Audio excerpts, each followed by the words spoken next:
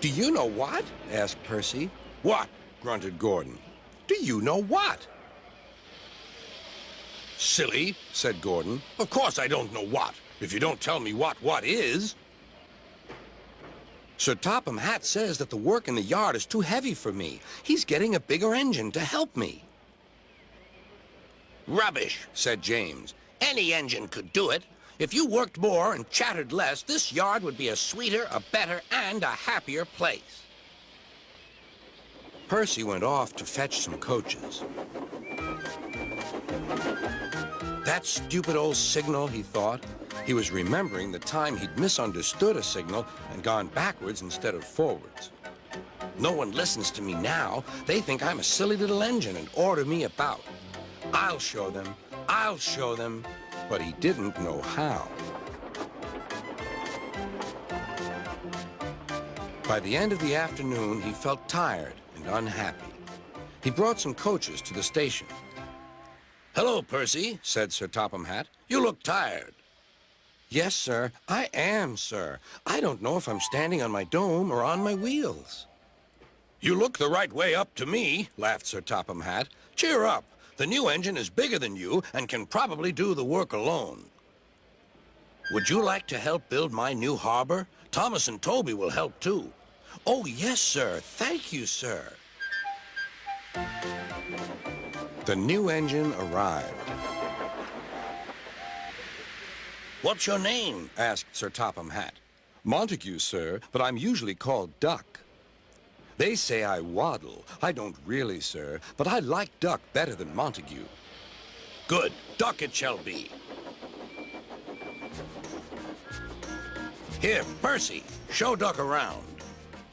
The two engines went off together. Soon they were very busy.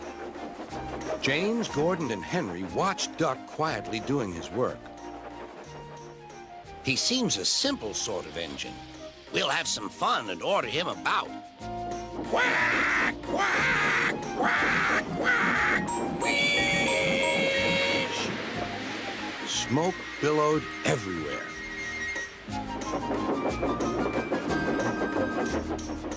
Percy was cross, but Duck took no notice. They'll get tired of it soon. Do they tell you to do things, Percy? Yes, they do, answered Percy. Right, said Duck. We'll soon stop that nonsense. He whispered something. We'll do it later. Sir Topham Hatt was looking forward to hot buttered toast for tea at home. Suddenly, he heard an extraordinary noise. Wheeze!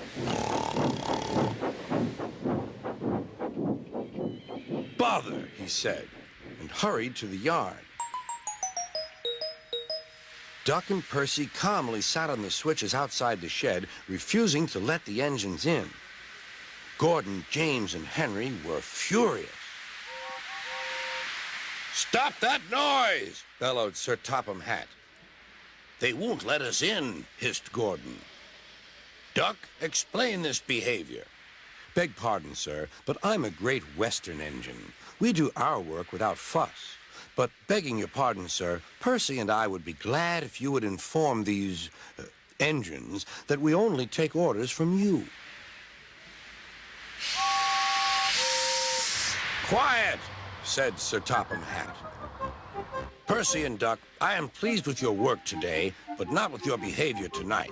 You have caused a disturbance. Gordon, Henry, and James sniggered. As for you, thundered Sir Topham Hatt, you've been worse. You made the disturbance.